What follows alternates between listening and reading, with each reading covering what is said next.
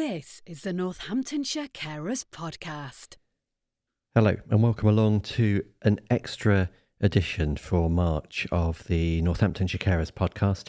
We wanted to do this one because it is Ramadan from the 5th to the 11th of March. I think those potential dates might be subject to a touch of change. That's broadly when it's going to fall.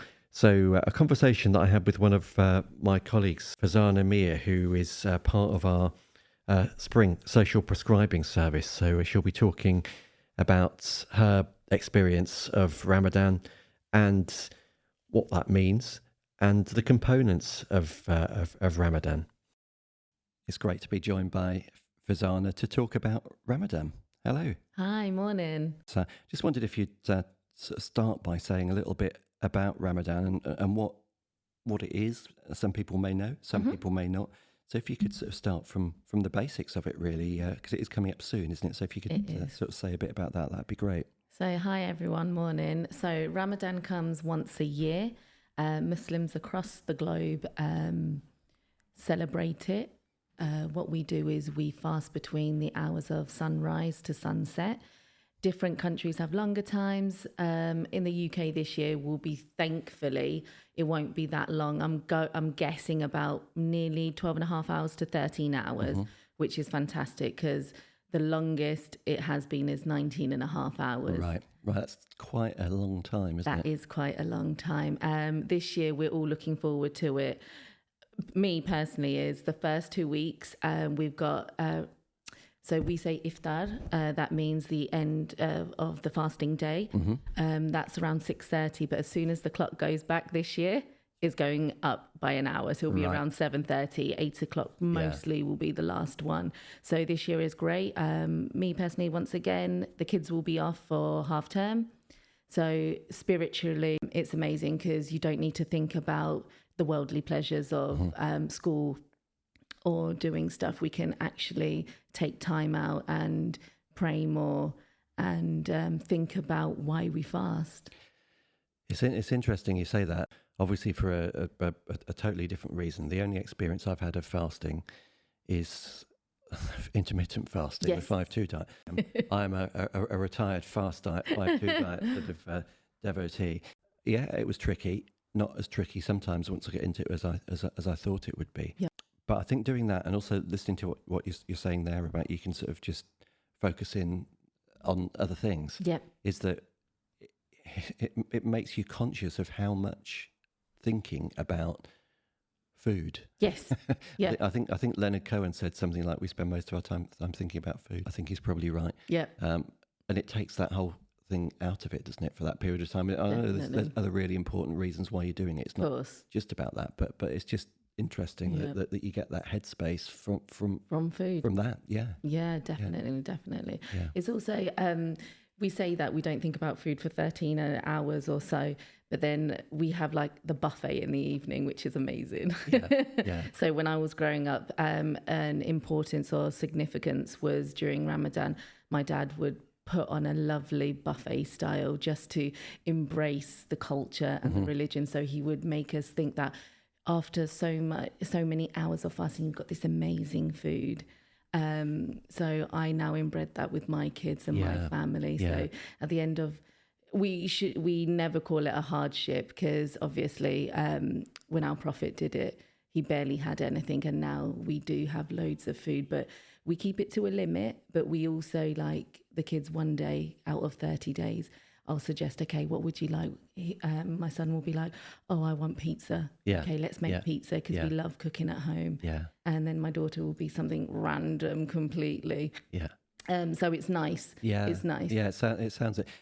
Well, having said it's sort of an opportunity in a way to sort of not spend so much time or energy thinking about food. Yeah. I'm intrigued and feel duty bound for our listeners, obviously not for me, to sort of hear about the sort of buffet and what kinds of things that you might enjoy as part of that. So my heritage is from Bangladesh. So we have pakoras that could be either vegetarian or chicken based. I like to keep it healthy. So We're so grateful that, the air fryers come out. We stick them in the air fryer, so less oil. And then we have like a rice pudding style, but it's warm. We do a lot of, we call it bazi, which means like you get spinach and you just saute it down. So because you fasted all day, you don't want oily products. So I try and keep it as healthy as possible, but still have that authenticity to what I was growing up to. So the rice pudding, has that got some sort of spicing element to it, cardamom, or not really? Not at all, No. because like I said, we try and keep it so it's easy on the stomach. So the rice pudding, you just boil some rice up, you literally put loads of water where it breaks down the rice. And we put some fenugreek seeds in because herbally, if I go down the herbal route, fenugreek is very good for the stomach. And some onions, and you literally blitz it down and you warm it up, and it's amazing. A bit of salt to your taste, but nothing heavy at all. Yeah, I suppose there is that thing, isn't there? That well, I mean, this is partly the whole connection with the idea of intermittent fasting or 5-2 or whatever you want to call it. Other names are available. I'm not advertising the 5-2 diet. Other diets are available. I don't follow it now. Full disclosure. Michael Mosley doesn't sponsor this podcast. It's interesting because your body adjusts, doesn't it? 100%. To not having as much or anything for a period of time. And so I'm particularly interested in what you're saying about how, in a way, you're kind of being kind to your body and your system, aren't you, in doing that? Definitely. There is a lovely video on YouTube. I don't know if you are able to link it or not, but it just explains how the body reacts over the 30 days or even the 13 hours you're fasting, how your body breaks down beautifully and you get rid of all the toxins in your body and you're giving your body a rest. You're giving all your organs a rest, which is amazing. That's the health benefit. Obviously, we have got the spiritual side, but the health benefit is absolutely fantastic. It's amazing how our body actually works and how we're giving it the rest it deserves. It's sort of something that sort of occurs to me that on occasion, sometimes out of just doing other things and forgetting, or not feeling hungry sometimes doing stuff, and I kind of think, it's 4:00 in the afternoon, I haven't had anything to eat yet. It feels okay. I kind of think, well, actually, I'm ready for something in a bit, but I don't feel like I've really missed out or should have had something. No. It almost feels like you turn your computer off because it's not working right and switch it off and switch it back on again. A reboot, it almost feels like that. It definitely is, because we're so structured to having breakfast, lunch and dinner. We just tend to forget, don't we? But during the Ramadan, we've only got breakfast and dinner. We skip lunch. You may well have said this, but if you have, absolutely great. If not, it's an opportunity to sort of just remind people. So Ramadan runs so this year, hopefully it starts from the 11th of March till either the 10th or 9th or 10th of April. So it's either 30 days or 29 days, depending on the lunar calendar. So as soon as we see the full moon, it's ready to fast. And at the end, we wait for that moon. So around the 27th of the end of the month, we look for the full moon, so we know when it's coming. And the reason I say it could be either 29 or 30, we go on the lunar moon, so it just depends when the moon is out. It'll never go over 31 or 30, should I say. So always, and it'll never be 28 either. It's always either 29 or 30.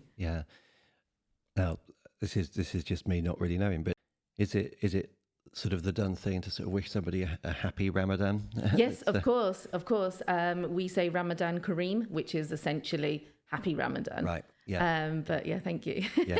So I mean, at the point we're recording this, then we're not there yet, but we're about I don't know, a couple of weeks or 3 weeks away. 3 weeks, something like that. So having talked about Ramadan and the importance of it in a variety of ways, I was just wondering, I guess, for yourself, and I suppose inevitably that sort of leads thinking to more widely, sort of how that works and how workplaces can be supportive around this period of time. So I wondered if you'd sort of talk a bit about that. Yeah, of course. So I've only joined Northamptonshire Carers since July, so this will be my first Ramadan with you guys. I'll talk previously about how I've been in the workplace. So every year during Ramadan, we pray, absolutely pray it falls on a Saturday or Sunday first, because it takes about 2 or 3 days for your body to adjust. So then by Monday morning, you're good to go. But for instance, if it doesn't fall on a weekend, the first couple of days are obviously hard. You have to wake up in the morning, you have to get to work, and you just feel drowned. Previous workplaces, they've been absolutely fantastic. Would you like time off? I've personally never taken time off during Ramadan, because I feel like the busier I am, the hours go quicker for me. Yeah, I can totally understand that. You're keeping yourself occupied, aren't you? Definitely. Because one bit of Ramadan is you shouldn't sleep all day. If you're meant to be normal, as normal as whatever normal can be. So normal to me is getting up, going to work, come home, do the chores, get dinner ready. So we're meant to be as normal as you can be. So for me, if I knew I would be at home during Ramadan or I've taken time off, I would definitely dip in where let me just have a quick nap. Let me try and get the hours out of the way. But no, definitely. So this year, because I am a hybrid worker with Northamptonshire Carers, so I do come into the office a couple of days, but I'm more home-based. So this year, I don't know how it's going to be. Sure. So this year will be a new experience for me, because previous years I've taken days off during the end time so I can spend Eid with the family. But so this year's going to be different. Yeah, yet to be discovered. That I was thinking as well that it'd be interesting if you'd be happy to sort of talk a bit about the sort of perception that maybe wider society might have about Ramadan and misconceptions that there might be around it as well. Yeah, so the one misconception comes up in mind is because when you're a young child, you're not meant to fast until you hit puberty. And a misconception when I was growing up, not now, because I think now more and more about Ramadan and Islam is coming out positively. People know. But before it used to be like, oh, you're torturing a young child. It's not right. And defending ourselves was the hardest. I grew up in London, very multicultural. However, views weren't always multicultural. So when it came to the time of Ramadan, that was hard. So I know now for my children. So my son, he's fully fasting this year. My daughter hasn't got to that stage yet. He doesn't have any issues. The school are very accommodated. They've got a nice prayer room. They even say during the month of Ramadan, he's excluded from PE because they don't want to exert them. Yeah. They don't want to be dehydrated, which is lovely. So that's a misconception. I'm so proud that has gone away now, that we don't force the kids or we don't force it upon anyone. Also, if we go down medically, people don't need to fast if they're on medication, if they're ill, pregnant women, diabetes. So that comes under an illness. And it's amazing with our religion. So when you're not fasting, you don't need to make up them fasts again. If you're under the category, you can give that away in charity. So what we say is you're meant to give away charities in like a 3-course meal, if you know what I mean. So breakfast, lunch and dinner. So you would feed someone else. So what we do is we feed the poor. So when I was pregnant, because my husband's side is mainly in Bangladesh, quite a poor country. So when I was pregnant, we just sent money for 30 days for 3 whole square meals for a family. So that is seen as sadaqah, meaning it's charity for that person, and that person will take it on board. So then we know that one family hasn't gone through a hardship during that month. I suppose that with other things as well, I guess it's sometimes difficult to change those incorrect sort of perceptions or misconceptions or whatever you want to call it, isn't it? And it's sometimes a long process, I guess. And is that what you've found really over time? Yeah, definitely. Because growing up is completely different. Even me being born and brought up as a Muslim, there's so many views. So I think the older I've got, the more I've actually learned about my religion. Knowledge never ends. You learn every single day. My 8-year-old daughter will definitely tell me, Mummy, that's wrong. So even she's teaching me now, and it's amazing because we used to go on the way it was taught to my parents. So you only learn a certain amount.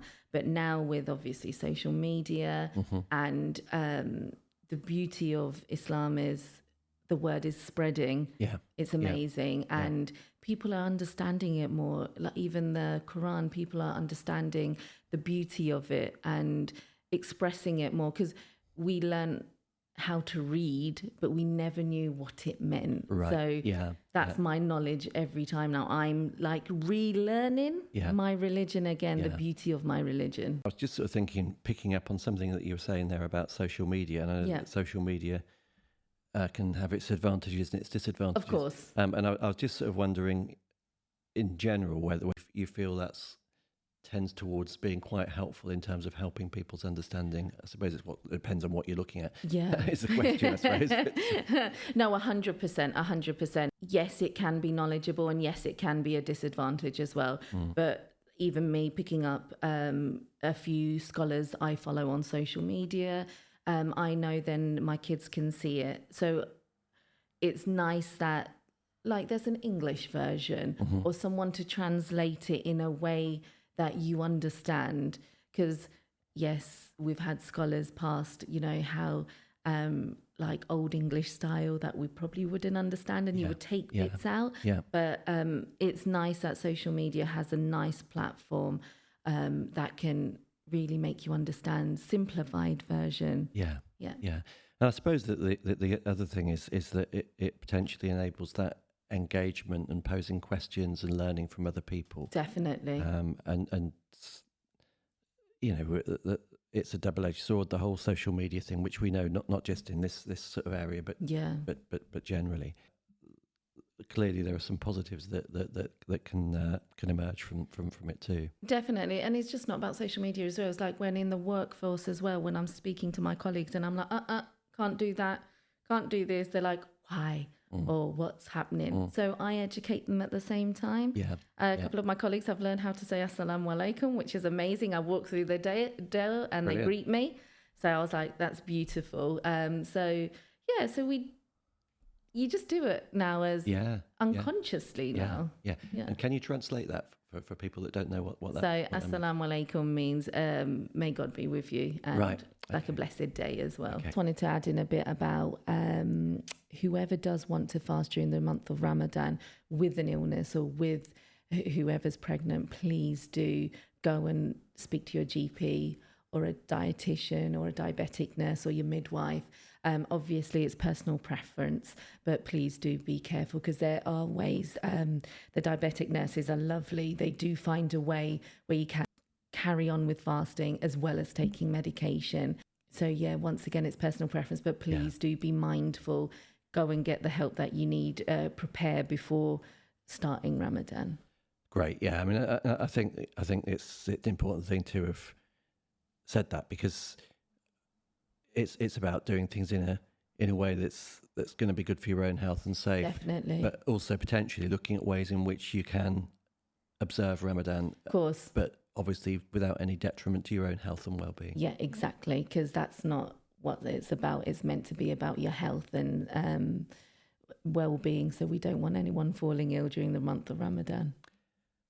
Thanks again. It's been great to catch up with you, Farjana. Oh, thank you for having me. Thank you. And thanks so much for Farjana for talking to us and providing a really good insight into Ramadan. And the full edition, the end of March episode of the Northamptonshire Carers podcast will be available in a few weeks' time. I can't really give you any teasers as to what that's going to be, because it is, I think the phrase goes, evolving as we speak. If you want to get in touch with any ideas for future podcasts, feedback on any podcasts that we've done so far, or you might want to talk to us about your experience as a carer, or have any other ideas as to what we might cover, you can contact on the phone 01933 677 907, speak to Adam or Catherine, or you can email, if that's your thing, podcast@northamptonshire-carers.org. So until the end of the month, to quote the words George Orwell from Down and Out in Paris and London, It's time to shoot the moon, mon ami. Goodbye. This podcast is created by Northamptonshire Carers and is a Man with a Beard production.